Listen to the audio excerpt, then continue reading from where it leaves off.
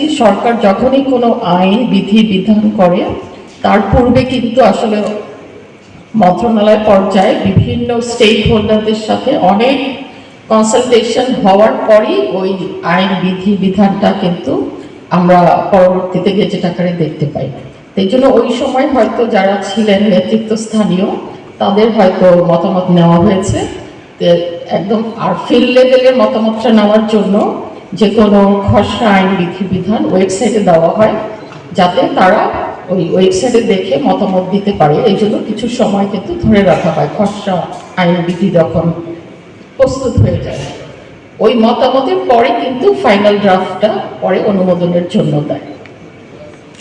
DIG মহোদয় প্রতিনিধি উনি বলেছেন যে উনি যখন প্রথম ভ্যাটের কথা শুনেন উনিও একটু মানে খুব জানতেন না, আমারও একই অবস্থা। যখন ভ্যাটের বিষয়টা আসে তো তখন আমরা চাকরিতে নবীন, বেতন কম, যখন কোনো রেস্টুরেন্টে বা কোনো বড় জায়গায় কেনাকাটা করতে যেতাম দেখতাম যে যা কিনছি তার সঙ্গে বিরাট অঙ্কের একটা ভ্যাট যুক্ত হচ্ছে।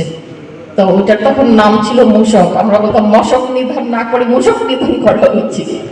মানে তখন আমি বুঝতাম না যে এটা আসলে সরকারের কিভাবে কাজ করে, কিন্তু দীর্ঘদিন সরকারি চাকরিতে আমরা এখন অনুধাবন করছি যে ভ্যাট যদি না হতো, একটা বাজেটের দুটো পার্ট থাকে সরকারের বাজেটে, আমরা আয় করি, আয় করে আমরা ব্যয় করি। যে আয়টা হয় সেই আয় দিয়ে সরকার কি করে, সরকার কিন্তু সেবামূলক কাজ করে।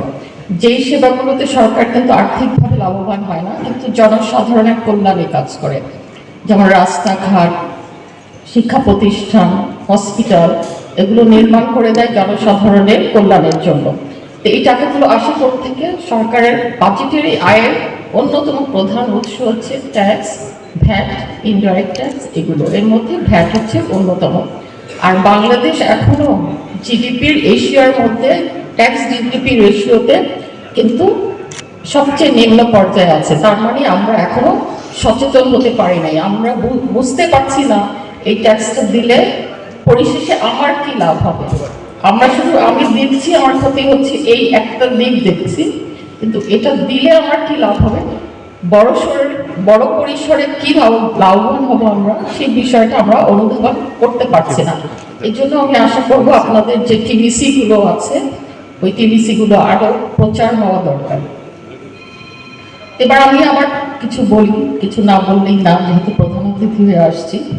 ভ্যালুয়েটেড ট্যাক্স বা মূসক যেটা হয়, এটা একটা কর ব্যবস্থা যা পণ্যের উৎপাদন থেকে ভোক্তার হাতে পৌঁছানো পর্যন্ত প্রতিটি ধাপে সরকার আদায় করে থাকে। এটি বিশ্বের অধিকাংশ দেশেই কিন্তু এভাবে আদায় করে থাকে।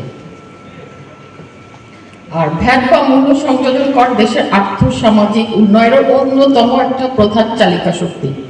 সরকারের উন্নয়ন কর্মকাণ্ড বাস্তবায়নের জন্য রাজস্বের যে প্রয়োজন হয় তার একটি বড় অংশ কিন্তু ভ্যাট থেকে আমরা পেয়ে থাকি। আর শিক্ষা, স্বাস্থ্য, অবকাঠামো উন্নয়ন, দারিদ্র্য বিমোচন, সামাজিক নিরাপত্তা খাতের জন্য এই ভ্যাটের অবদান কিন্তু অনস্বীকার্য। আর ময়মনসিংহ বিভাগে 2024-25 অর্থ বছরে মোট ভ্যাট আদায় হয়েছে 491 কোটি টাকা। আমি আশা করব ভবিষ্যতে এটা আপনারা সহযোগিতা করলে এটা আরো বাড়বে, এবং যত বাড়বে তত আপনাদের উন্নয়নের অংশ কিন্তু সরকার বাড়িয়ে দিতে সক্ষম হবে। আর ভ্যাট ভিত্তিক যে অর্থনীতি আজ বিশ্বব্যাপী প্রতিষ্ঠিত, যেমন সিঙ্গাপুর, মালয়েশিয়া, প্রায় সকল দেশেরই সফল ভ্যাট একটা মডেল আছে। বাংলাদেশকেও সেই প্রতিযোগিতায় এগিয়ে নিতে হলে কর সচেতন নাগরিক হবে এর মূল চালিকা শক্তি।